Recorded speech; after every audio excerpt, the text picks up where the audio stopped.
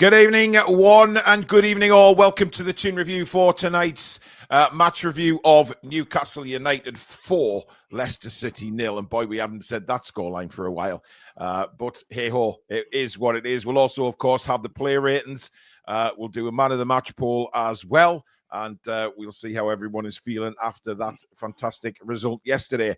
If you do enjoy the show, as usual, please give it the thumbs up. And, of course, if you're new to the channel and like what you see, please do hit the subscribe button. It is free to do so, but make sure you hit that notification bell so you never miss an upload or a live show. And, of course, you can support the channel in the usual two ways. First of all, by membership. Just click that join button just underneath me and Billy, and lots of prizes coming up as well. And you can also support us via super chat, which is the $ at the bottom of the live chat, and you will guarantee to get your comment read out on the channel. And also a big thank you, of course, to our channel sponsor, Mamaroo Records.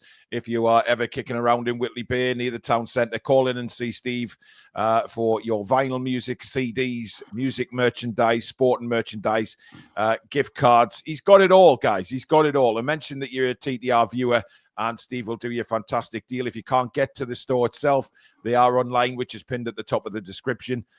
So get your stuff ready for Christmas, and a big thank you again to Mamaroo Records. Good evening, Billy.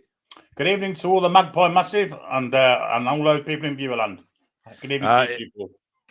Indeed. And, what a result. What a performance. And I'd say it was desperately needed. Look who's decided to turn up. Honestly, you just can't get the staff these days. Where have you been? I was late back with my Christmas tree, unfortunately. I'm here. Late back with your Christmas tree. Okay. I'll Yeah, let you off. Get a Christmas tree. Well, nice of you to let me know, buddy. I mean, there is such thing as text messages, WhatsApp, and, you know. But, I was driving, unfortunately. Yeah. We're just talking about, Alex, the feel-good factor came back yesterday, didn't it? And, you know, at the right time as well with what's coming up this week. Yeah, no, 100%. We needed a bit of a boost going into the cup game. It was the right team to do it against. You know, they're arguably the worst team in the league now after what we've just seen. But we knew they were. Yeah, they weren't great. It was definitely a must kind of win in terms of the quality of the opposition and just trying to get us into some form. It was the right team to play against. But yeah, it'll be very good going into the Brentford game, winning that. Billy, I mean, Alex has just said it there. Leicester were unbelievably terrible yesterday. One of the worst sides I've seen at St James's Park in a long time. They offered nothing. The first 5 minutes started out a little bit rough, and we thought, oh, here we go. But however, once we got on top of the game, we never looked back, and it was just comfortable all the way through. But it doesn't matter how poor Leicester were, Billy. We still had to play football, and we played some lovely stuff. Yeah, I'm not sure they were all down to them being awful. I think we stopped them from playing.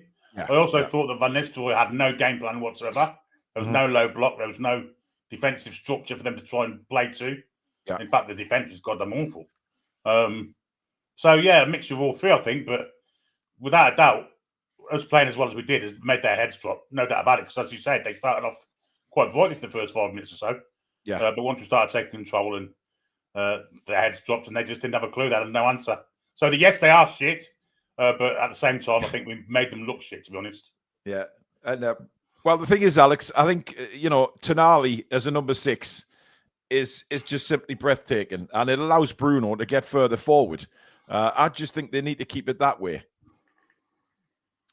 Right. Well, I've got a hot take on this because nobody seems to have really had a conversation about it. Everybody's just kind of blindly gone along with, Tonali's fantastic in the 6, and that's the answer to all of our problems. I don't think it is at all. I think we've used Tonali. No, I think we've used Tonali in that role when we've played against teams where it's suitable, where he's not going to get overpressed, he's not going to get hassled all the time. As soon as we get a team where the 6 is going to get harassed, Bruno's in there straight away because he can handle that. So I think as soon as we play against a tough team, I don't think Tonali's going to be in that 6 at all. Interesting. Billy, what do you reckon? I tend to agree, yeah. I tend to agree. When you need a bit of physicality and shithousery, I think Bruno can kind of help Tonali in that role. But when he's in the quarterback position like he was yesterday, with no pressure on him, ideally suits Tonali. I agree with that. We've got a super chat in from Spike. Thank you, Spike. Great game. Have we turned a corner? No, not yet. I think Eddie told the players not to let Leicester near Dubravka. Yeah, could have been. Right, we'll do the man of the match. We'll get this poll up then and functioning. So as usual, we have 4 options for player of the match. Alex, we'll let you go first this week. Lewis Hall. Yep. And I didn't get to elaborate on that because the dog decided to absolutely do one, but I've immediately come in for criticism from it. So let me just explain for people that don't understand what I'm trying to say. So Tonali does not have the same ability under pressure as Bruno does.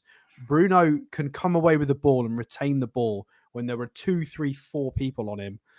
Does he lose it sometimes? Yes, but it's because we task him with that role, and people to make us break as a team, people man mark Bruno and they over mark Bruno. That is the way to get through us. It's always been the way.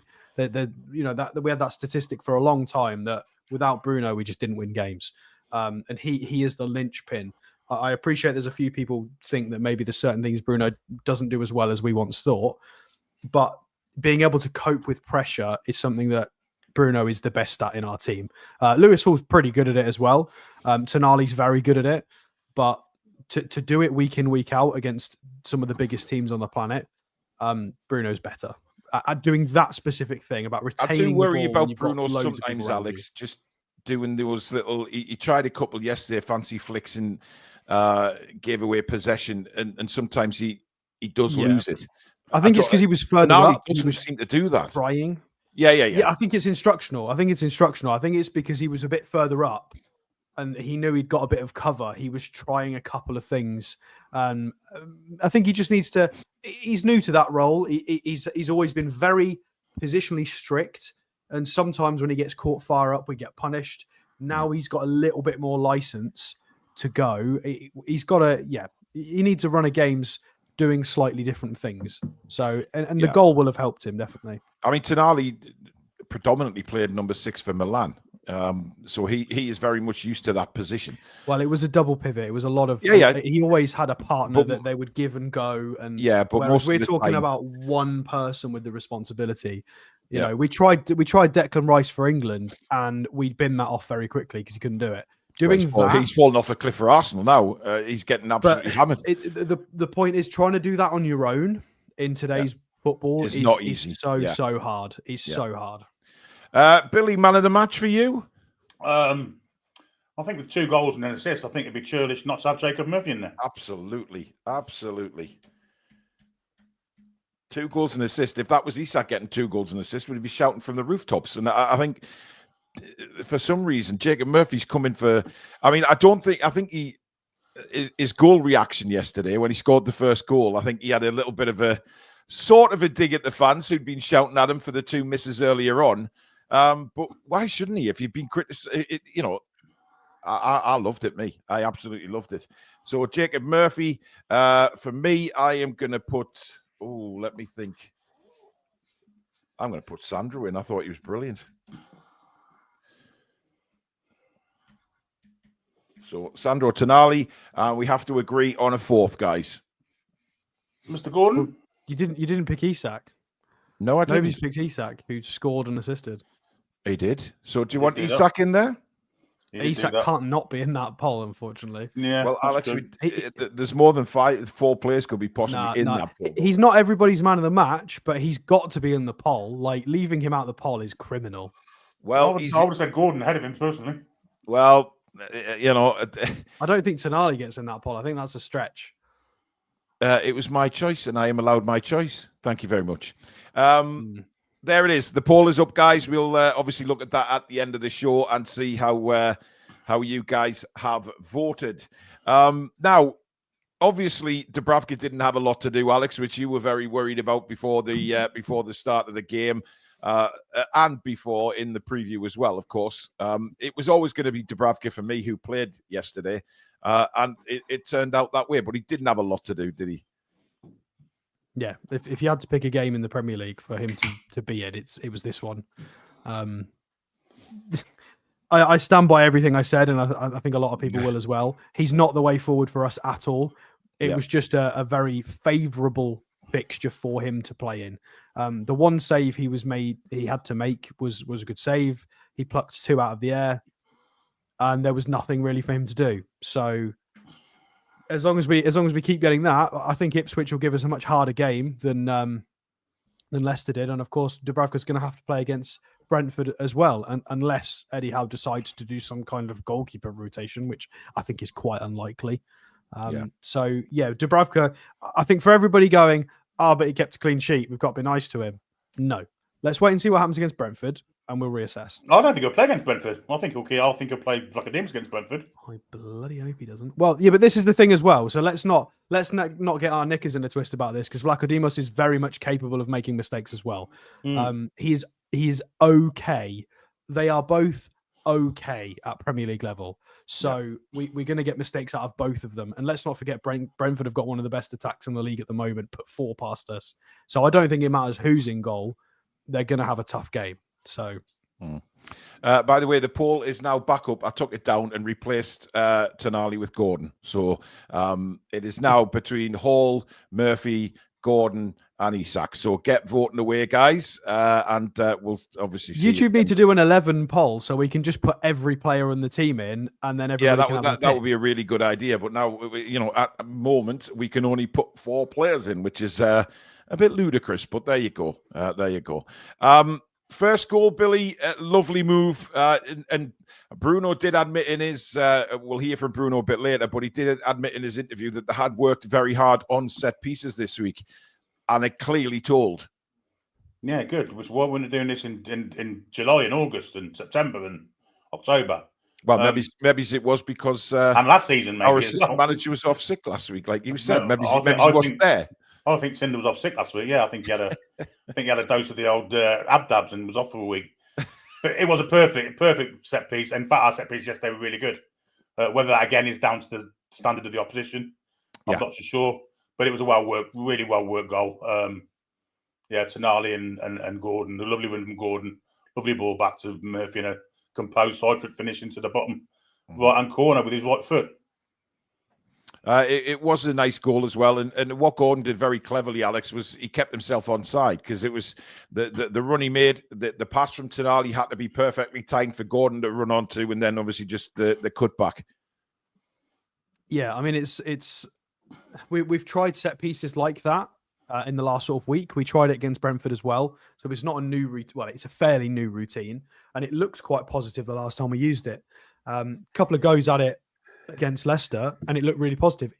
Harvey Barnes nearly scored. Well, I say nearly scored. He got a good shot on target from the same kind of set piece in the second half as well. So it was really, really clever from Tonali. Me and Billy mentioned this last night on the Patreon, that Tonali's one of those players who he always waits for his pass. He either plays it a lot earlier than anybody else seems to expect, or plays it a quarter of a second later than anyone else is expecting. And everybody's kind of wrong-footed opposition-wise. And Gordon did very, very well, cuts it back. And Murphy, we know what he's like on his right foot compared to his left. He's fairly clinical. He's got a good right foot, and it was a good goal. It's nice to see we're starting to pump them in from set pieces now. And this, we joke, but we've had this in the pipeline for sort of a week and a half. This set piece, we've tried it a few times, and it's now working. We're getting the rewards pretty quickly from implementing this as an option. The problem is now people are going to try and set up against it, so we've got to. Yeah, but that's where Tinder loans his money. He's got to be creative. Chris at Evermore has sent you a message there, Alex, on the screen. That's fine. Okay. I mean, I like Sanjay personally, and yeah, I will respond to people how I wish, Chris, but that is, you respond to people how you wish. Lars says, with Dubes in goal, we will go on a 6-match clean sheet spree. Then we can sell him for 90 million in January. 90 million, that's an awful lot of money. Marx has agreed, Billy. Glad Vlachodimos might be in goal on Wednesday, and he might keep his place. Isak could have done a lot more. He was good, but not great. Yeah, look, he missed the one-on-one, and for me, it's the second time in a week he's missed a one-on-one. And it was the one at Brentford was a little bit different because he came from the side. This time he was clean through on goal, Billy. But again, a very sort of powder puff finish. And I know he's scoring a lot. He's literally scoring every game, so that you can't be massively critical of the guy. But those should be meat and drink to Isak, shouldn't they? Well, those one-on-ones where he's put through the channel with a fantastic through ball. His first home game against Palace, he missed one. He did the same against Brighton in the league this year, missed it, and the same yesterday. However, he did score in that situation against Spurs last season. So I'm not sure it's cause of confidence. When he has to think about it, I think maybe that's when he's at his least dangerous, when he's just doing it by instinct. Yeah. And that's when he's a bit like Andy Cole used to be. Andy Cole was like that. Yeah. I agree with Niall here. The distribution with Tonali in the sixth role is a lot quicker than Bruno. And I do think Tonali can pick a pass out very quickly. He's probably number one in the team for being able to pick a pass out and seeing somebody make a run. Bruno is very good at it, don't get me wrong. But I think speed-wise, I think Tonali, he pings a pass and nobody's seen it apart from him. I completely agree. It's more about the press resistance. Yeah. For me. But the passing, I agree. Tonali's got...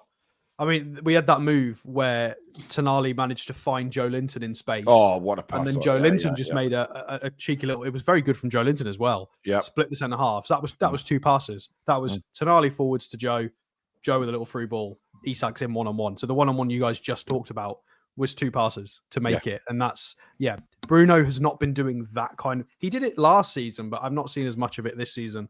Tonali, that's... we talked about at the start of the season when Tonali was coming back, we haven't seen as much passing range from him, and you guys are in for a treat when he starts getting into form. I think yesterday was the first time we started seeing him play a bit more sexy football. He relaxed a bit, pinging it about a lot. It's exciting to watch. Yep, absolutely. Anthony Gordon, Billy, look back to it.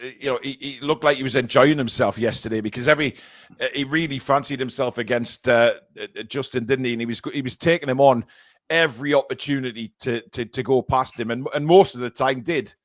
Yeah, I think James Justin doesn't have to unscrew him out the James's Park turf before they got him home. Yeah, I mean, Gordon ran him to the absolute cleaners. He really did. Yeah, he was up for it from minute one. He looked quick again as he usually is. But he was unpredictable. He'd go on the outside and the inside. Nice shot on target as well. Used his overlappers really good. Just a really good performance from him. Just one of those players you want on top form. Because if he is, then the opposition are in trouble. Simple as that. He's a real threat. Did I just hear the start of Stevie Wonder's Superstitious there? No, I think it was a WhatsApp message on my phone, which is behind me, and I can't get it in a minute. I was about to break into song there. Very super. I'll not bother though. Dr. House, thank you for your super chat. Hi, lads. Great from the lads yesterday. My man of the match was Murphy. Hopefully we kick on against Brentford. Loved the commentary as always yesterday. Thank you very much. And just before we go on, just to remind you, we'd have a cracking show for you tomorrow night on the Toon Review. We have a very special guest. It is Newcastle United women's midfielder Georgia Gibson. She will be joining us to chat all things Newcastle United, talking about her support for the men's team, talking about her journey with the women's team, where the women's team are going this season, because she's been with them as the growth has started. What was it like with Amanda helping the team and things like that? So it's going to be an absolutely cracking show tomorrow night. So join us at 7 for that, guys. That is Georgia Gibson joining us live on the show. So please do tune into that. It's going to be an absolute brilliant show. So we look forward to that. Now, the second goal came from, again, a brilliant set piece. Free kick, Alex floated over the top. But this time it wasn't just, when they take that sort of lazy kind of chip to the back post. Lewis Hall made his run very, very late. If you watch it again, he made a very late run.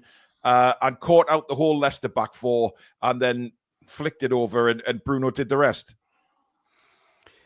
Yeah, so it was Gordon who took the free kick and just awful defending from Leicester to just leave a free man at the back post completely. Yeah. Just everywhere. Ridiculous. They left them everywhere. They weren't just back post. It was near post, back post. Well, yeah, to be fair, as Lewis Hall played the header across goal, I think we got 2 or 3 black and white shirts that were available as well. Totally marked, yeah. It was so awful from Leicester, and then it was a solid header in. It was decent. So this was the Bruno goal, wasn't it? The second one. I'm pretty sure it was Bruno. Yeah. This was Bruno's. Yeah, and it was good for him to get that because he's been joining the attack more in the last sort of week or two. He's had a few opportunities at the back post on both sides to try and get headed goals, and the crosses have always been a little bit too high and hardly hit, or he's mistimed his jump, one or the other. So it was nice for him to get that, and I think it was good after what just happened at the end of the first half as well, with the whole penalty shout and the yellow card and stuff. I think he needed that because that's his first goal in the Premier League season so far. He needed to get off the mark, and that'll be good for him. John Madoni says we had 2 players offside, but Bruno wasn't. Bruno was miles onside. But Billy, Leicester had to change the goalkeeper at half time. I mean, we didn't particularly see an injury, but they brought Danny Ward on at half time, and to say he is one of the worst goalkeepers I have ever seen, and I'm not just talking about yesterday. He had a dreadful time a couple of seasons ago when he was given the number 1 opportunity. But then it just capitulated. It was literally every shot that we had could have a possibility of going in. And then once again, Lewis Hall does really well, gets to the byline, clips it across, slight deflection into the path of Isak, and Isak couldn't miss with that header. No. Danny Ward's the new Wayne Hennessy, isn't he? Well, I'd put Hennessy ahead of him, to be fair. Both crap, both Welsh, both crap. But yeah, when we seen him come on, we were rubbing our hands, weren't we? Simple as that. We knew him, Hansen, as very good goalkeeper. Yeah, made some good saves first half. But I mean, Ward, Christ Almighty, when you're bringing him on as a sub, you got to be worried. And the third goal was another one where players and marks in the box again, just ridiculous, really. But the movement was good, Billy, wasn't it? The movement was good in the build up to the goal, and I think although Leicester's defending, let's be fair, was pretty damn dreadful.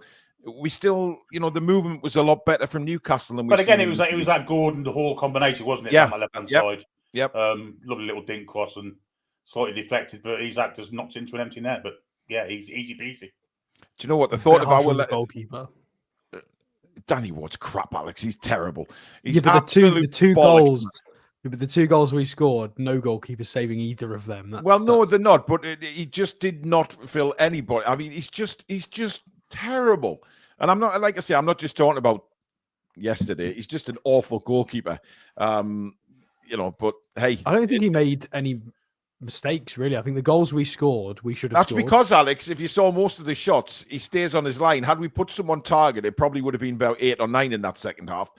He just does not move. I don't think he did anything wrong yesterday, really. I agree that he's not a great goalkeeper, but I think it's harsh to say that he was the issue. The Murphy one went through his legs.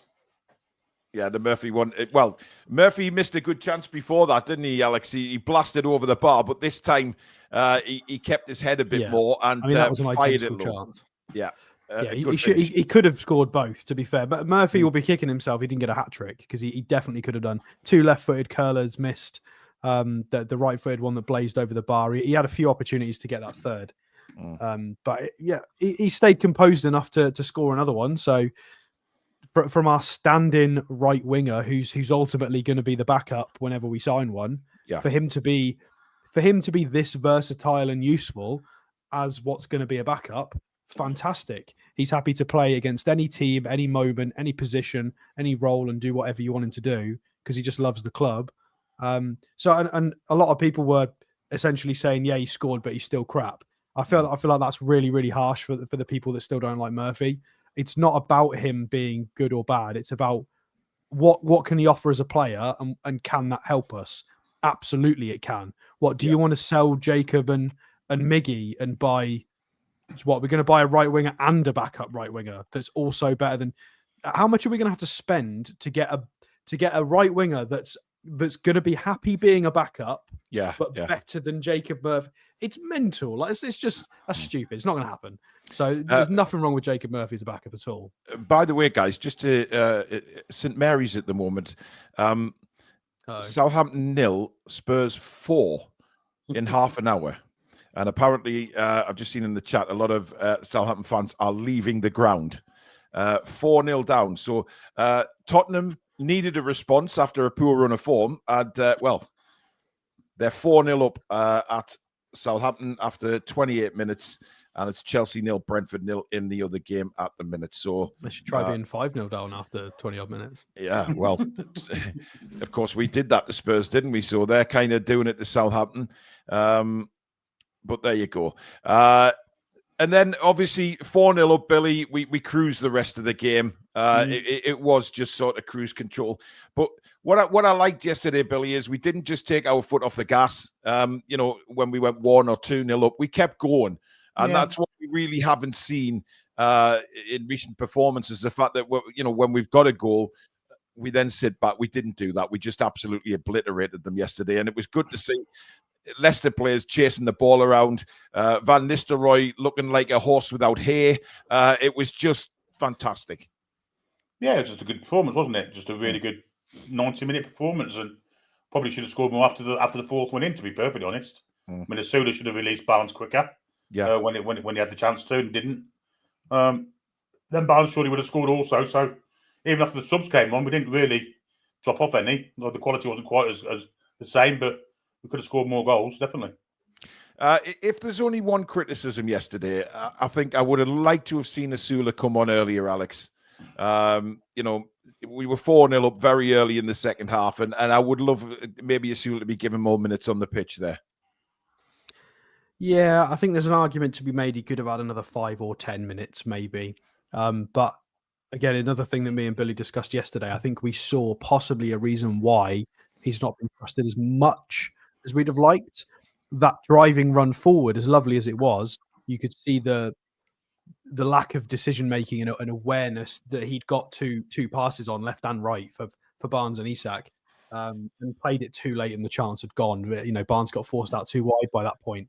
So you can kind of see he's got the right ingredients there to be a fantastic forward. But you can see the rawness in that he wasn't competent or aware enough to get his head up, understand his options, and spray the ball out where it needed to be. He did all the hard work. I'm pretty sure he won the ball himself in a tackle and then drove forward, which is fantastic.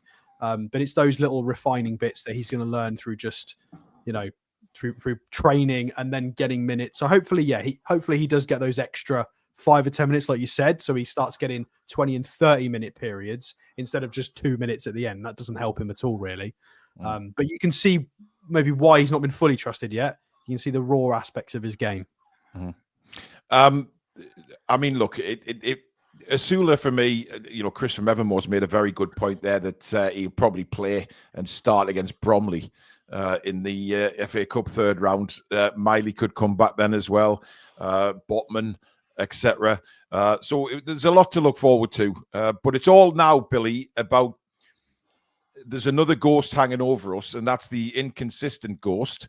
Now we have an opportunity, hopefully, again. We said this was going to be a huge week for Newcastle. It started well with a thumping win against Leicester. Now we have to, take on Brentford, then go to Portman Road and complete the week, and then keep it going. Well, at the risk of repeating myself, this has got to be a benchmark for us now. That level of performance needs to be reciprocated week in, week out, for as often as possible. One swallow doesn't make a summer. Fantastic performance though it was. Again, it's pretty poor opposition. We've got to keep doing it. The Liverpool game, again, was a good performance at home. So we could do it at home. We've got to transfer that home form to away games as well and maintain it at home for me to be kind of satisfied. Well, Brentford will be a completely different game because they play tonight as well, don't they? So yes, they get a day's less rest. Yeah. There's a chance they're going to rotate more than we are. I don't think they will rotate, Billy. I think Brentford are in a cup quarter final here, and I think Thomas Frank will possibly go for it. I really do. I think it'll be us that'll make a couple of changes, but we'll talk about that in the preview on Tuesday night. They're playing right now, and they've got Mbumo and Visser up front as we speak. Yeah, Lewis Potter, Norgard, Damsgaard, Pinnock. Yeah, they're A teams on. I still think it is Wednesday night, not Tuesday night. So I think that the fact that it's Wednesday night, I think they'll play a strong side. I don't think they can risk not playing. It's the quarterfinal of a cup, and for a team like Brentford, but Brentford, Alex, it's an opportunity to get. I'm not saying they're going to win the cup, but there's a European place at the end of it, and that's what gives it more pull, I think, in the Carabao now, which is why they've got good enough players play. that could be brought into that side. Kevin Schade, Carvalho, Ben Mee, Jan Elt, all 4 on the bench tonight. So it's weird he's keeping Schade on the bench, but then again, with Visser playing so well, it's difficult really, and he's got options, hasn't he? It will be on Sky Sports Plus again on Wednesday night, but the best place to listen to the game is right here on the Toon Review. Of course, Match Day Live, full commentary of the game with us right here. So you can watch the game, knock the commentary off on the TV, because let's be honest, it's shit, and listen to some proper commentary and watch the game with us. We will start the show at normally cup games, we start 15 minutes before the game, but we're starting half an hour simply because it is a massive game. So 7:15 on Tuesday night, we will be kicking off. Now, let's hear from the manager, Eddie Howe, of how he felt yesterday's game went through his eyes. Yeah, really pleased. After last week's disappointment in every respect, result, performance, today was a really good response from the players. I thought from start to finish, I thought we deserved to win today. A good attacking performance, a good defensive performance. So goals and a clean sheet. It's been a good day. 4 goals in total, 3 shortly after the restart. How pleased were you with that succession of goals in the second half period? Yeah, really pleased. It was important. 1-0 at half-time should have been more, in my opinion. The game's always in the balance at 1, so the second goal was massive for us. Again, a really set play, so really delighted with that, and really pleased for Bruno as well to get his first goal of the season. And then the fact we got 2 more quick-fire goals was reminiscent really of last season, and a lot of home games for us, we were sort of specialists at scoring quick-fire goals and changing games really quickly, so good to see us return to that. Billy, a lot more positive than last week. Obviously, signal Bruno for his goal, but the manager's going to be pleased with everything he saw on the pitch yesterday, isn't he? Yeah, of course he is. It's an ideal press conference for him. It's nothing to say, no negatives at all. So that's the kind of press conference you want to be given, isn't it? And I think Alex, it gives him a little bit of motivation as well, given that he came under a lot of hammer the last few games that we haven't really performed, and it was important for the manager as well. Yeah, I think he's had a lot of really difficult press conferences recently. Yeah, because he's had a lot of players come out and kind of say not the opposite, but be a little bit more honest and less cryptic. They've been a bit more brutal, especially Bruno is always, he never hides anything. I mean, his post-match was talking about, we need to not just be good against the big 6. Those are Bruno's words. So obviously Eddie Howe is normally more tactful in the words he chooses, but the players clearly saying the same things that we say. Yeah. But yeah, it was better for Eddie Howe. I thought he was really honest though. He did say there were some inconsistencies in the game with how we played. He did state that. And he's right. There were certain times where there were big holes in midfield. There were still issues tactically that just weren't punished because Leicester was so bad. So bad.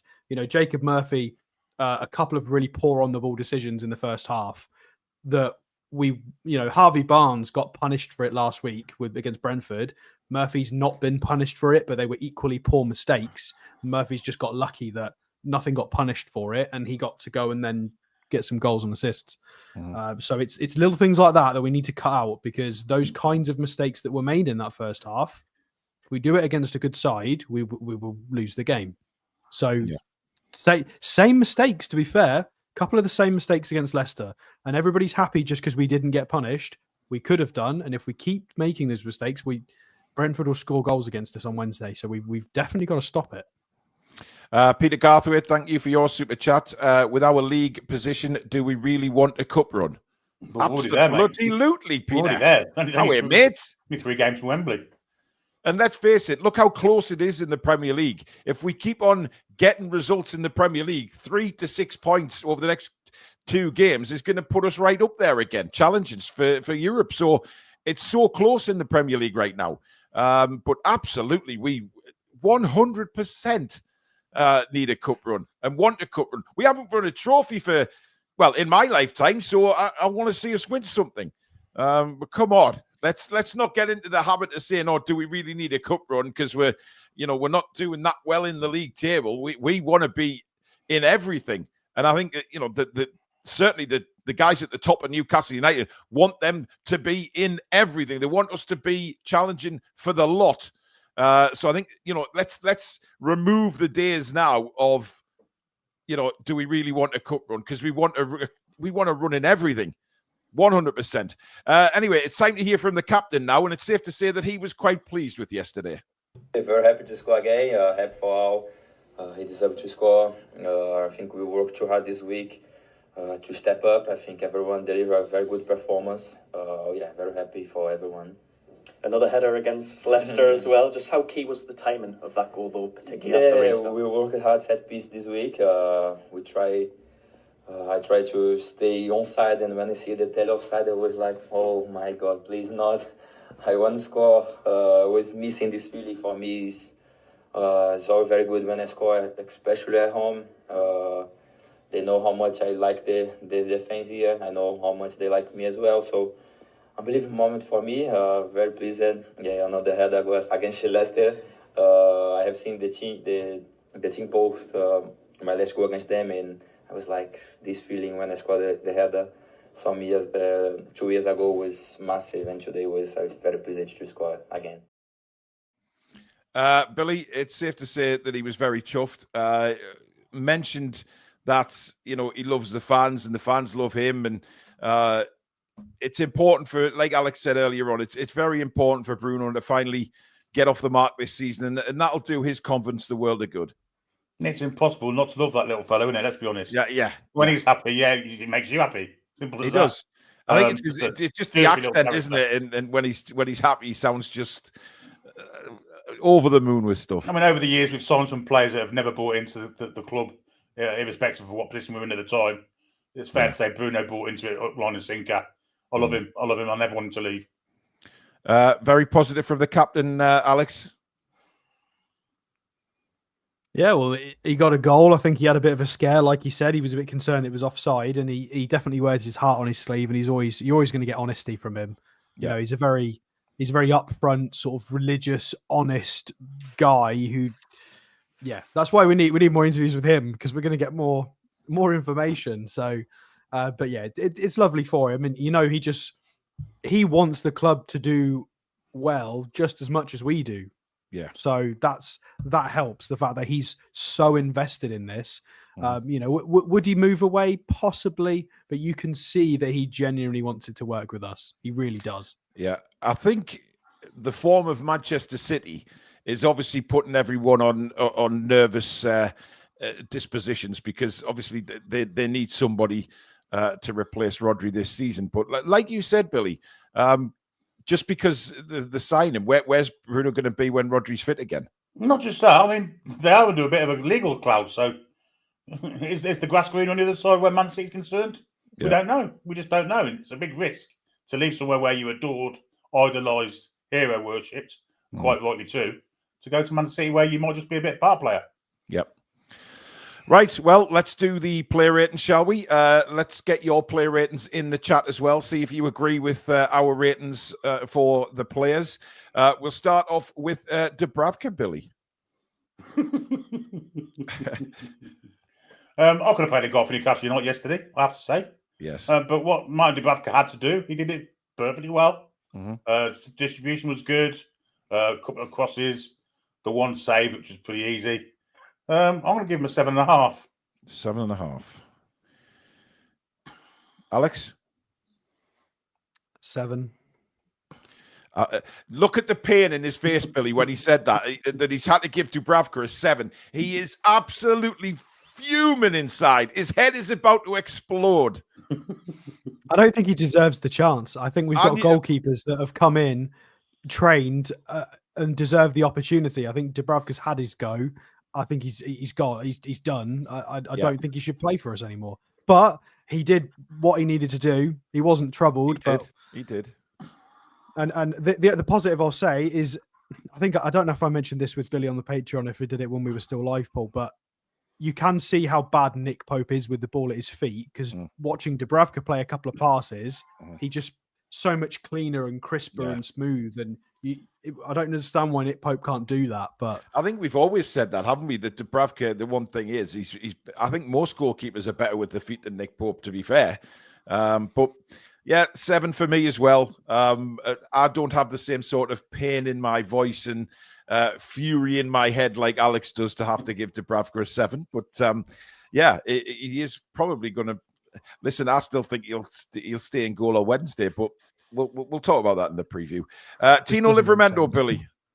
Yeah, I thought it's very much back to similar kind of stuff he was doing last season. Yeah. Much better. Defensively solid, joined the attack, used our pace, used his pace nicely. 7.5 for him too.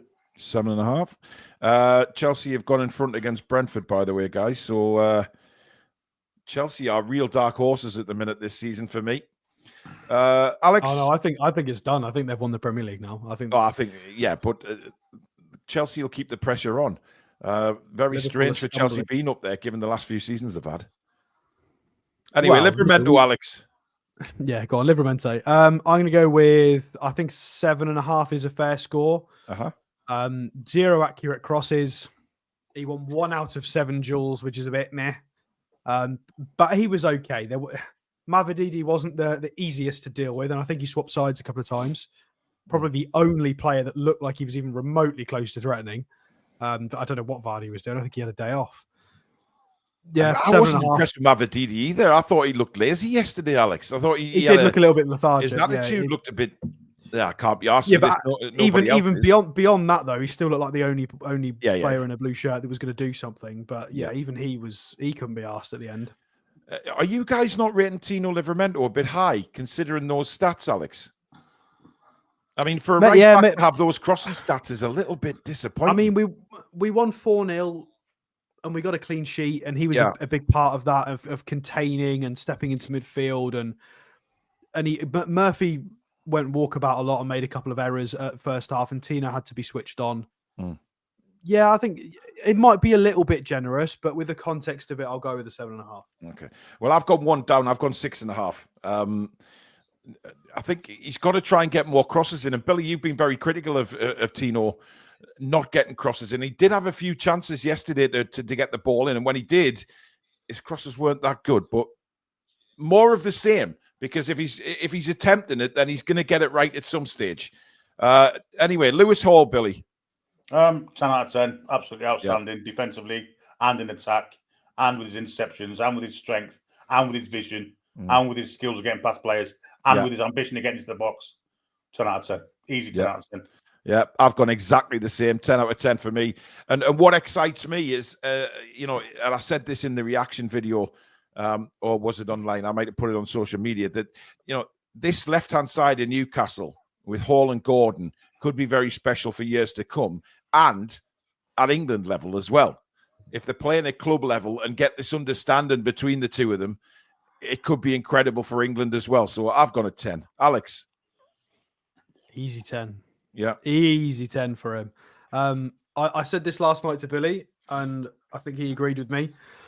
If Lewis Hall keeps doing so, what he's done, he had a bit of a slow start. I think was it the Bournemouth game? Might have been the Bournemouth game. He was a bit off. I could have the wrong game. I think it was Bournemouth. But then he's played himself into better fitness, and then the last sort of 5 or 6 weeks, he's just been untouchable at left back. Even Mo Salah getting the better of him on a couple of occasions against Liverpool. Beyond that, he's just been so consistently like the best player, if not the top few best players in our team, and he's a 20-year-old left back. Billy just rattled off that list. Yeah, his ability to pass and play out under pressure is level, I think, with Tonali and Bruno, which is ridiculous. He's English and he's a left back. You don't typically get that. The press resistance is just ridiculous. He's got Trippier levels of delivery. His pace, his energy, his defensive reading of the game. If he continues this before the season is out, Real Madrid and Bayern Munich are going to come sniffing. If he continues this form, it's ridiculous. Shush. He's playing that well. He's playing that well where there is basically no one in Europe there are people that are better players than Lewis Hall at left back in Europe, but not have been doing that performance week on week on week on week for the last 6 weeks. If he keeps this going for a season, I genuinely can't see who's better than him in the left back. It's frightening how good he's being as a 20-year-old. It's crazy. And the ones that are better are like 28, 29 years of age, aren't they? A lot older. A few people saying contract. He needs a contract. Yeah. Hall made a couple of errors. You cannot give him a 10. Well, we can, and we are, simply because he was a 10. Yes, he lost the ball a couple of times, but so did Tonali, so did Bruno, so did Murphy. Come on. I've got to give you some stats because they're freakish. They're absolute for a left back. 112 touches of the ball, 5 key passes, 2 accurate crosses, 4 accurate long balls. He won 5 out of 5 ground duels. He won everything on the floor. 2 out of 5 in the air. A couple of tackles. He's actually been credited with the 2 assists now. That little deflection, despite it being a deflection, they've now gone back and awarded him the 2nd assist. Just a freakish performance from him. It was. I don't care if he lost the ball a couple of times. Easiest 10 of the season, I think, so far. Yeah. Okay. 10 from me, of course, no problem at all. Dan Burn, Billy. Another easy game for him, wasn't it? I mean, it's similar to Dubravka's. He had nothing against him, really, because Jamie Vardy was still playing bingo at the Labour Club. Well, he wasn't having a party. Put it that way, Bill. He certainly wasn't. He was doing the open the box in the Wester Hope Social Club at 20-4. So literally wasn't doing anything. Yeah. So I'll give Dan Burn a 7.5 lock. I'll give Dubravka because he's really had nothing to do. Alex, who are we doing? Dan Burn. Yep. Yeah, I figured that out just by his description of that. 5 out of 6 aerials is nice, but you're 6'7", Dan. I would expect that. Yeah, he was very tidy, very solid. He actually did a couple of really nice. I don't know if people noticed, but he received the ball sort of on the half turn a couple of times and sort of with his heel, and a few nice little bit of technical quality displays from him that I wasn't expecting. But again, he wasn't really under a lot of pressure. So I'll go with a 7.5. It was good from Dan. I've gone for an 8. I think when you win 4-0, you get a clean sheet, and he did what he had to do. He did the job very well. So an 8 from me. By the way, Spurs are now 5-0 up at Southampton. I think there might be a managerial change there as well in the next few hours. Anyway, let's move on to Fabian Schär, Billy. Very much the same as Dan Burn. Very much the same. Little to do. What he did okay. 7.5 again. Okay. Alex? Trying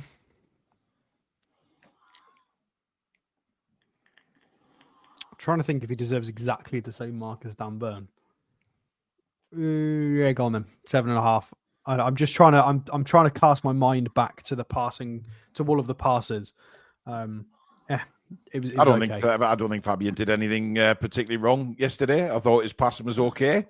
There was some long passes he attempted which didn't hit the mark, but that is what happens. It's with definitely Fabian, dropped off. His passing range is definitely the quality of it's definitely taken a dip. Yeah, in the last sort of 6 weeks, no doubt about it. 7.5 for me as well. I agree with everything you guys have said. Let's move on to the midfield now. Sandro Tonali, Billy. Well, because Schär's passing ability has dropped off the past 6 weeks or so, it's vitally important we get Sandro Tonali in that side week in, week out. Absolutely. Because we see performances like we saw yesterday as a quarterback, joining in with the attack, spreading the ball around beautifully, discipline as well. I'm going to give him a 10 too for another outstanding performance. A 10? Wow, okay. Alex? I'm not going to go with a 10, but I'm going to go with a 9. I think it was as good as 97 touches of the ball. Again, it's the whole thing that I complained about against Southampton in the first game of the season. In the first few games, is we were missing technicians. We didn't have enough technical players on the pitch, and it's exactly what Billy's just said. Even though Fabian Schär's technical quality seems to have dropped off a tiny bit with his passing quality, Lewis Hall has stepped up, and Tonali is now fully fit and in form, and he plugs the gap. He's fantastic. A 91% passing accuracy yesterday, 4 out of 5 long balls. So when he pings them, they were fantastic. He had 3 shots as well, and there was one moment of quality in the box where everybody expected him to compete for the ball in the air and just try a header.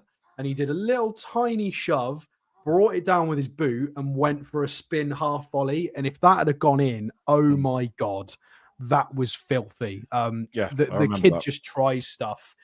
He's one of those players that sees stuff that non-footballing people can't see. Even footballing people, when pundits and coaches go, I didn't see that pass. How did he see that? He's one of them. Yeah. He's a freak. He just reads the game so well for his age as well. He's still young, so 9.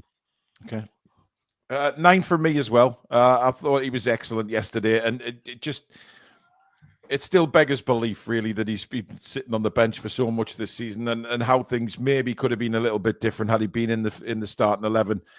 He's a superb player to watch. He sort of floats around the pitch, and when he passes the ball with such ease and precision. And he's, like I said earlier on in the show, I think he sees a pass so much sooner than anybody, whether that be on the pitch or in the stands. He just knows where, sometimes before he gets the ball, he knows where he's going to pass it. The problem is some of the players aren't good enough to be on the same wavelength when he does play these balls. But absolutely brilliant yesterday. Bruno, Billy. Except for a 5-minute red missed moment. I thought it was brilliant again. But he did have that 5-minute period where he got booked, and on other occasions he may have been worse than that. I don't think he dived, and he didn't get booked for a dive. I think he went down because he was expecting contact, and there was a little bit of contact. Definitely not a dive. But the red missed. Me and you totally disagree on that. Like, he didn't get booked for a dive, did he? It wasn't a dive. There was contact, and he went down, but he was looking for a penalty. It was never a penalty. Well, I think it's possible to go over without being touched. I think he instigated the challenge. I think he knew what was coming. That's not diving, is it?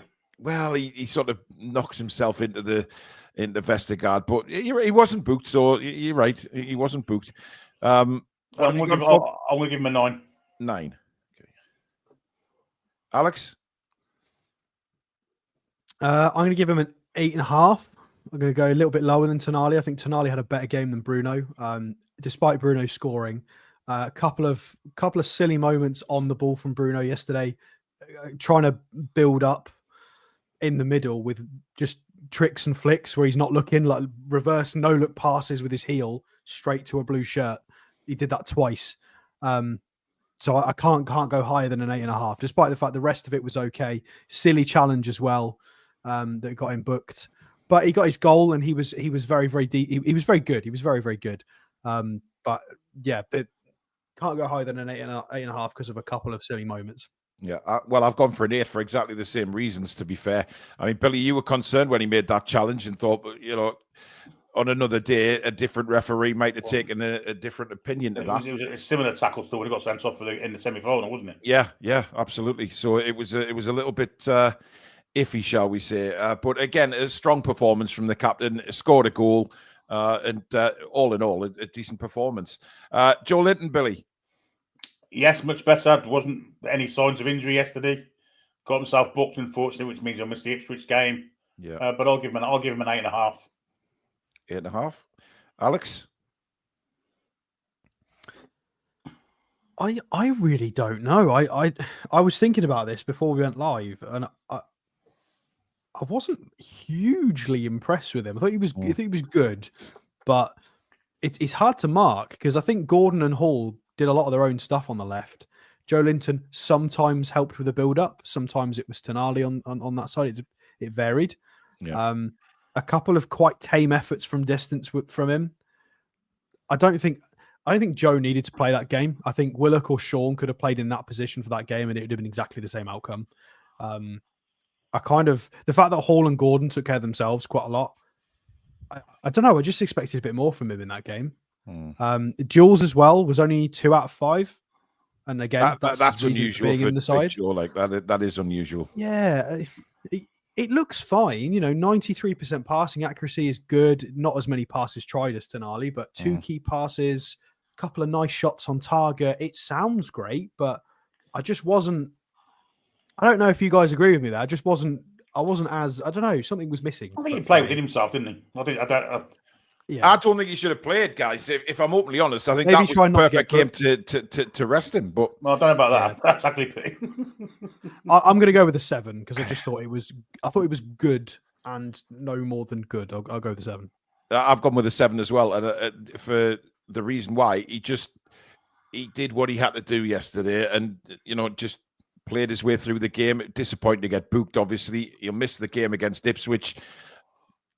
I mean, many people can say it's probably the one of the good games to miss through suspension rather than some of the bigger teams. But I understand where Alex is coming from. It was just he got through the game, and what he did okay. Nothing outstanding, but 7 for me. He didn't look injured, did he? At least he wasn't holding his shoulder and stuff like that yesterday. Well, he didn't go down once, did he? He was on his feet the whole game, which makes it. He didn't even take his normal Joe Linton breather in the second half.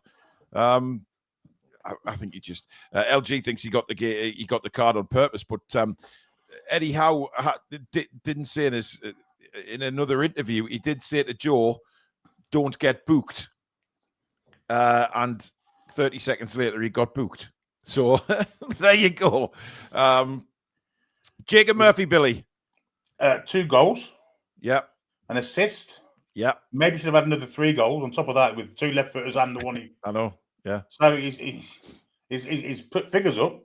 I'm going to give him a 9.5. 9.5. And I would have given him a 10 if he'd have scored a third. Obviously. Well, I'm giving him a 10. I don't see how you get 2 goals and an assist and play as well as he did and not get a 10. It's a 10 from Len for me, definitely. Alex. I agree with Billy. I can't give him a 10. I'll go for a 9.5. Bastards, you both of you. I think Jacob Murphy made I think he made considerably more mistakes in the first half than Harvey Barnes did against Brentford. What do you mean by mistakes? Giving the ball away and backwards passes that got intercepted. Poor passes, poor positioning. And that was in the first half an hour. They were really poor. And that was exactly this. That was even more than what Barnes did against Brentford, and Barnes got crucified for it. So I have to be consistent. Yeah, but the pass that Barnes did against Brentford ended up as a goal. That's the difference. Yes, but that's irrelevant. That's irrelevant. The fact is that he did the same mistake. Just that's not Barnes or Murphy's fault, depending on whether it was punished or not punished. It's still an issue. It's a problem. So we need to cut that out, because if we play, as soon as we go and play against the team that's going to punish us for it, that might happen. So if Murphy, fine, 2 goals and an assist, fantastic. I'm giving him a 9.5, which is as close to perfect as you're going to get. Fantastic. You know there was an awful lot of hammer coming in for Jacob Murphy, and we saw this at half time yesterday in the chat. Mm-hmm. We've seen it online as well. I don't understand where this absolute ridiculous criticism of Jacob Murphy comes from. When we've won 4-0, the lad has scored 2 goals, been a massive part of the victory, and yet he seems to be the scapegoat when Longstaff's not there. And so but Murphy was awful in the game. He wasn't awful at all. How can you be awful in the game? He made a couple of mistakes in possession in the first half an hour, and that was it. But so did a lot of players. Tonali gave the ball away a couple of times. Bruno did. But they were in considerably worse areas. Yes, and we marked down Bruno accordingly as well for those things. That Jacob's got a 9.5 here from us and a 10 from you. Yeah, but what I'm saying is, Alex, that I don't like honestly, I do not like the criticism that he gets online. I think it's ridiculous when a player plays a huge part in the victory like that. And I honestly, genuinely think that if Longstaff's not there as a scapegoat, Murphy's the next one for some strange reason. It's and he gets it every game. He's one of the original players, so everybody's going to say that. But to anybody who says that, he's more than competent enough to remain in the squad. And at the moment, he's putting up numbers and helping us through a difficult time, and that has to be acknowledged.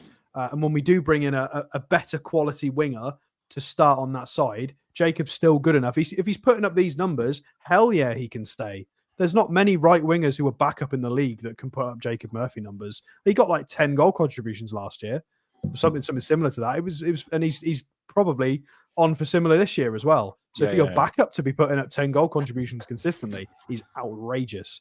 But what was I gonna say? I can't remember because you cut me off. I am allowed to do that as the host.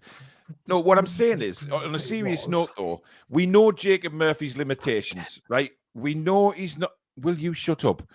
We know Jacob Murphy's limitations, right? And what I'm saying, we all know he's not the future on the right-hand side for Newcastle United, but all he can do is his best. And, he's doing his best. He's scoring goals. He's helping the team. That's all he can do in this position at the minute. We know he's not the future. We know he's not, the elite kind of player that we need. Nobody's ever going to agree on these kind of players. It's only Leicester. We're marking Leicester.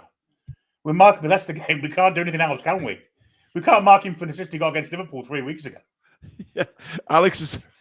We better let Alex speak because he's thrown his microphone away. Go on, Sasso. What were we going to say? Come on, Alex. Well, I just wanted to credit Murphy for his positioning and pace, because whenever he plays on the right, there is always a spare man, and it's him.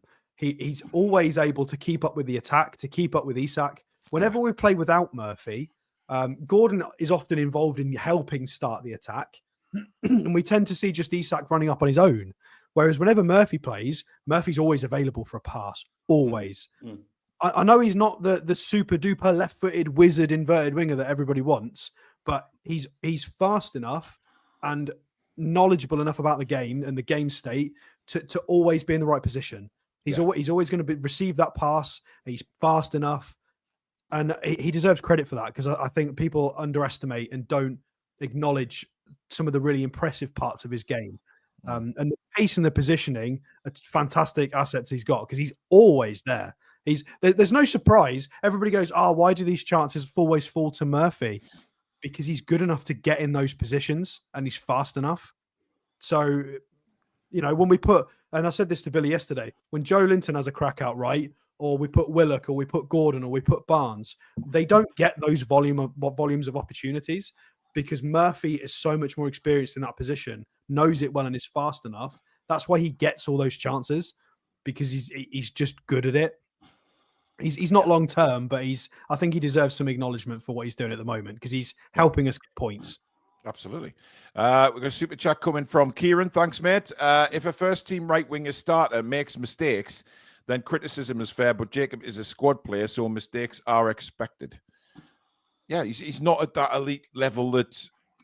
I mean, there's certain times, Billy, we've seen it during commentary, that Tonali gets the ball and he plays a pass for Murphy, and Murphy's just not there. He's not on the same wavelength. He's not that kind of elite player that may be somebody else who we're clearly going to get. But he is a squad player, and he's doing well. Listen, who would you rather have there at the moment, him or Miggy? Well, Miggy's done now, isn't he? Yeah. Well, at the end of the day, he's living the dream. He's playing for his club that he supported as a kid, and he's performing well for them. He's living a dream. I think it's fantastic for him. Obviously, we want someone better there, someone elite there. Yeah. But we haven't got someone elite there. He's doing a great job there at the minute. Yeah. Anyway, let's move on to Anthony Gordon, Billy. I shall give him a 9.5. And he'd scored a goal. He'd have got a 10, but he didn't really get any chances. One chance could save the keeper. But an outstanding performance. Yeah, really good. Work rate, speed, pace. Just a real threat all game. And James Justin will be glad to see the back of him. Absolutely. I've given him a 9, exactly the same reasons. I thought he looked really good yesterday. And the fact that he was getting to the byline, crossing the ball, and the combination, he's starting to really look good with Lewis Hall as well, because, they don't know whether Anthony Gordon's going to cut inside or now lay the ball off to an ongoing Lewis Hall, which he did a couple of times, which led to goals. So I was really, really pleased with his performance yesterday. Alex? Yeah, I think a 9's fair, possibly even more. The only fact that 9.5 went to Jacob is because he got 2 goals and the assist. But Gordon got the 1 assist. But the rest of it was outrageously impressive. The out of possession work, the willingness to get back and help. And then, like you said, the improving link up with Hall. 5 key passes from Anthony Gordon. He only misplaced 2 passes the entire match. 95% passing accuracy. Really good shot on target, that good enough against other keepers gets you a goal. It was a great shot. Just brilliant. Absolutely brilliant from him. Back to his best on the left. 9. To round off the starting 11, Billy, Isak. Well, if he scores that 1-on-1, it's a 10 all day and every day. because apart from that, he was absolutely phenomenal. Got his goal, provided Murphy with one, and probably provided him another one. And his control of the ball that came in, where he took it on the back of his heel and managed to get it down in the box, was just unbelievable. The bloke's got absolute magic in his boots. And yesterday was one of them performances where he was up for it and played really, really well. So I'll give him a 9.5. 9.5. Okay. Alex? I'm going to go for the same 9.5. I think now that City and Erling Haaland are having wobbles, I think Alexander Isak is clearly the best striker in the league so far. A little bit of a shaky start to the season with physicality and form, but now he's kind of sorted that out. He's contesting a lot more in the air. He's getting a lot more involved in build up and getting more goals for it. He's running channels. His tricks have come back out just unplayable, absolutely unplayable. All I'm hearing every week is people criticizing that he's missing one-on-one chances, which I agree with. I agree with this. It's frustrating that he's missing them, and he's still banging them in every single week. It's ridiculous. I think he's on 11 goal contributions now. I think he's on 7 goals, 4 assists. I think I read that 16 today, games in is not bad. We have got ourselves arguably the best striker in the league, and because Isak has more in his game than Haaland's got in terms of pace, trickery, being able to play out wide a lot more. I think we've definitely got. We were concerned that he was going to be able to flesh out in terms of his physicality and contributing as a 9. He's learning, and he's 25 years old, and he's growing into the role that he's been playing for a few years now. 9.5. If he'd have scored that one-on-one, it's an easy 10. Well, Haaland's more he uses his physical presence, doesn't he? He just sort of barges his way through. Isak's got the sort of silky skills to go with it. But Isak's added a little bit more physicality to his game now as well. He's not getting completely destroyed in the physical side of the game against centre halves. He's learning a bit more. He's the timing of stuff and receiving it in slightly wider positions sometimes, and some of the counter attacks. Like I think it was the counter attack where I think it was the one that Murphy blazed over the bar. It was a Lewis Hall ridiculous ball over the top, and Isak ran the length of the pitch and skipped past 3 players. Like he's starting to do sort of maxi things in terms of people just can't take the ball off him. His dribbling's gone back to his best, and he's added more physicality to his game. I can't think like the only player that I think right now that could challenge him in the Premier League is Nicholas Jackson. I think that's the only player, and he's got a lot of things to tidy up in his game as well. I think it's those two for being complete forwards. And Haaland is a battering ram, but will never be a complete forward because he's missing some other bits to his game. Popple Mags makes a good point. He's dropping deeper and running onto balls as well, which he wasn't doing earlier in the season. So it's obviously certainly. Well, it's helping that Murphy's the furthest forward a lot. Yeah. But it's good to see. It's good to see, and I think that's come from the manager as well, Alex. That he's had to address the fact 100%, that we need to get Isak back in the game. Because he tried this last month. Do you remember when we brought Willock back into the side, and Willock was the furthest forward to allow Isak to drop? We're now doing it with Murphy, so it's definitely on purpose. This is. Yeah. Okay. Substitutes. Who was the first one on? It was 64th minute. We made a triple sub. It was Longstaff, Barnes, and Trippier. Okay. Go away, Todd Bowley. He's not for sale. Longstaff, Billy. 6. Okay. Yeah, he didn't do a lot, did he? When he came on, he just he was there to come and see the game out, wasn't he? And I think he did that. 6 from me, Alex. I'll give him a 7. I think he actually did some really nice things on the ball. Protected it well. A couple of really nice attacks on the right that he was involved in with some decent footwork. Got a key pass as well. I thought he actually had a good little showing. And it was his 200th game for the club as well. So it was. Well done, Sean. I'll give him a 7. Was it? I'll give him a 5 then. No, 6. Wow. Okay. Wow. Harvey Barnes, Billy. I think 6 again. But I thought he was a bit unfortunate. I think Asula should have put him in. But he's not suited to that right hand side, and he's never going to get a start on the left because he's not as good as the fellow we've got there. So 6. Yeah, I've given him a 6 as well. I think he came on. He tried a couple of shots, but He did give it away a couple of times as well with some strange passes, but yeah, nothing out of the ordinary for me. 6, Alex? I'm going to go for a 7. I thought he was quite dangerous. He had 4 shots at goal. I think Osula should have played him through as well. He had the same opportunity that Murphy got from the first goal from the set piece, but it did very much smell of, oh my God, Leicester are really bad. I need to get on and try and get a goal here because it's going to be easier. I think it was a little bit forced, maybe for me, but it was still good. I'll give him a 7. He's not a right-sided player, though, to be fair to Harvey. And of course, he was against his old team. I think he'd have desperately wanted to score. Kieran Trippier, Bill. I'll give him a 6 as well. Yeah, crap set pieces again, but yeah, he was okay. Yeah, 6. I've gone for a 6 as well. Just the thing is, they came on, did a job, nothing special. 6 for me. Alex? Yeah, 6 is fair. I don't think there was enough from Kieran Trippier to warrant any higher than that. I mean, to be fair to him, I mean, how's he managed that? He's only been on 26 minutes plus added time. He's had 56 passes out of 59, so he was definitely part of the Olays towards the end. Yeah, when we were holding on the ball. Yeah. Yeah, but yeah, I'll go for a 6. Okay, and finally, Will Osula, Billy. He's got promise. There's no doubt about that. He's quick. He's got physicality, naivety as well. Though, unfortunately, he's only 19, 20 years of age after all. Yeah. I agree with that. So I think we're seeing why he's not getting regular kind of football because he hasn't quite got all the tools in the locker yet. So I'll give him a 6 as well. I've gone with a 5. I don't think he did much to be you can see the potential there, definitely. But 5 for me. Alex? I'll go with a 6. I thought he was, every time he was given an opportunity, he did quite well with it. Yeah.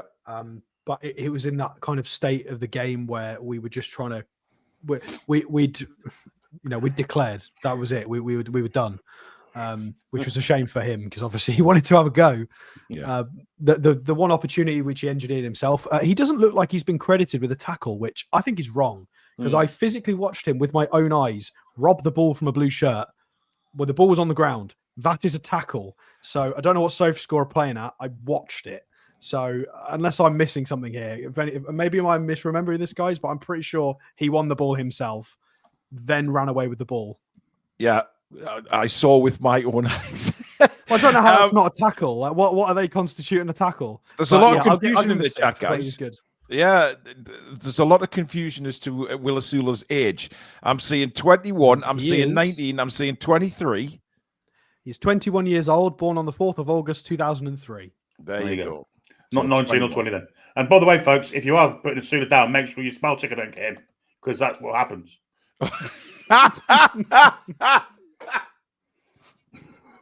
Oh dear. Oh, William, you've had a castor, mate. A major castor there. He's only on for a brief period, so it's all good. Oh, God. Anyway, Eddie Howe, Billy. Well, just as Joe Willock did come on the 80th. Oh, Willock, yeah, he did, yeah. And managed to get himself injured. Too late. Yeah. Well, he got snapped. That wasn't his fault. That was an awful tackle, by the way. Absolutely shocking snapped. tackle. Yeah, that wasn't the first time that guy. What was his name? Caleb Coley. Well, I called him he was only on from the hour mark. Oh, he did that a few times. He was a right piece of work. He was. Yeah, absolutely. Eddie Howe, Bill? Well, just as I could have played in goal for Dubravka yesterday, I could have managed the team also. But I enjoyed his back to basics, plays in the opposition selection again, getting Tonali in there, and yeah, you got to give him a good high mark this week. I think, even though the opposition was shite, I'm going to give him a 9. 9. Okay, Alex. I completely agree with that. I mean, I think he doesn't get the 10 because he pointed out himself in the interview there were some inconsistencies with the game with his team that I agree with. There were still some holes in midfield and things that he's got to sort that out. He's the boss. But everything else, the starting lineup, the clean sheet, 4 goals scored, good performance, good energy, good show for the crowd. Got rested some key players, got some players on. Yeah, not a lot. There was not really anything went wrong. So go the 9. Do you know what? I've gone a 9 as well, guys, for exactly the same reason. Can I just say, you always get the odd comments in, "Oh, you're still Eddie Howe out, Billy," and all of this, right? Listen. Let me answer. One swallow doesn't make a summer. Beating Leicester at home does not make a summer for Eddie Howe for me. If you can get some results consistently, then maybe I'll change my opinion. As of now, no, not. Just for the record, because I think a few people are getting confused on social media as well. The Toon review as a whole is not Eddie Howe in or out. We are divided as hosts. Billy is Eddie Howe out. I'm in, and I think Paul is on the fence / in. In, I'm still in. Yeah. In, you're in. Okay. Absolutely. So we respect each other's opinions, but we are divided on that at present. And to be fair, me and Billy had a good chat about this last night. I actually agree with every single one of Billy's points, but my conclusion is that I still trust Howe for now, and he doesn't. Based on the same information, I'm just hoping that we can get to January and he can implement some more stuff. And yeah, we'll see.